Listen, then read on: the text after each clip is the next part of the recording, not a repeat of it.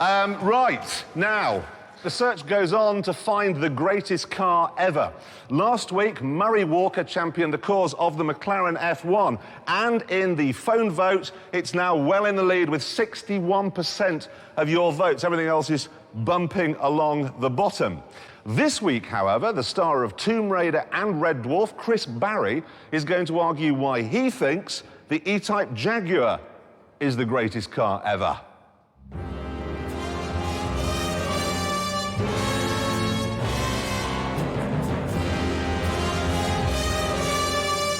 The key to a great car is popularity. Not the most sold, but the most loved, the most revered. That's why there can only be one truly great car. I'm talking about something that makes you stare, something that thumps you in the gut and makes you change the way you feel about cars forever. I'm talking about the Jaguar E-Type.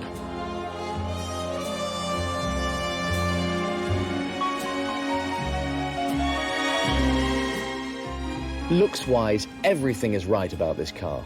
From any angle, in any situation, there isn't a line out of place. To gain access to the great power plant, the whole front bodywork hinges forward on the subframe, and there you are, confronted by this, sculpture. And sculpture's the byword for just about everything on an E-Type.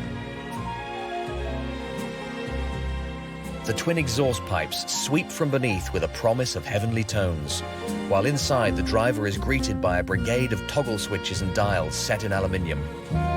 And of course, not just 2, but 3 windscreen wipers. I could look at these details all day.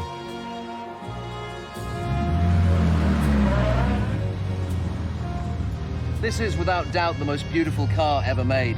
That's not just my opinion, it's also the opinion of Enzo Ferrari.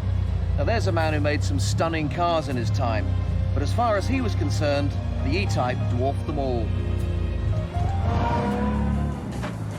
And launched into a world of square-cut mumsy and dadsy sit-up-and-beg saloons back in 1961, it caused an absolute storm. It was instantly in demand.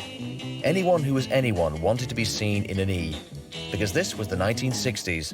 The starchy, austere 50s were history, the 60s were sexy, and the E-Type was nothing but sexy. 2 cars epitomized the cultural and social revolution of the time. This and the Mini. The Jag was cool from the outset. Hipsters chose to drive the Mini, whereas the Jag chose the hipsters. Legend has it that Frank Sinatra strolled into his local Jaguar showroom and was told there was a waiting list.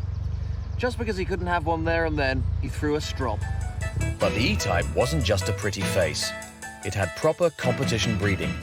The engine, the independent suspension, the disc brakes, all were very advanced for their time, and all were based on those of glorious Le Mans-winning D-Type racing cars.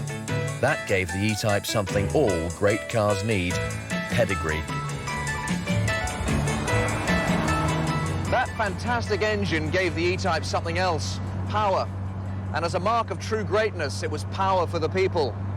When the E-Type was launched, it offered 150 miles an hour for just £2,100. Now, to put that in perspective, to get equivalent performance at the time, you had to buy either an Aston Martin or a Ferrari at more than twice the cost.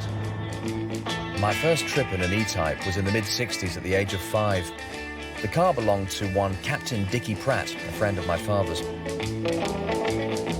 The next 30 minutes were to provide me with an unforgettable experience. The sound, the smell, the view over that endless bonnet, and the speedo needle dancing wildly somewhere beyond the 100 mark.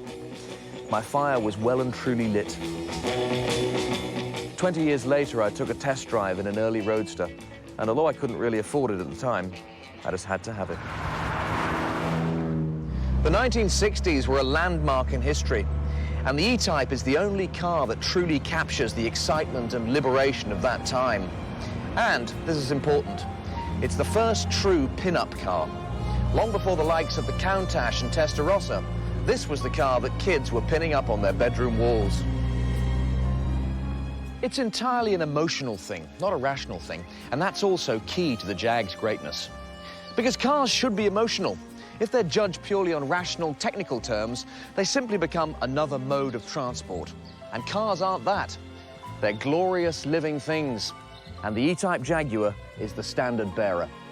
Everything that we love about cars comes together in this machine.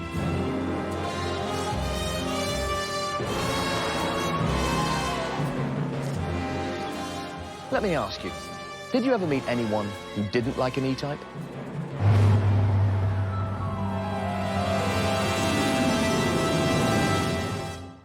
Now, if you want to vote for the Jaguar E-Type, the number to call is 09001 9900, and then you put on the end 05.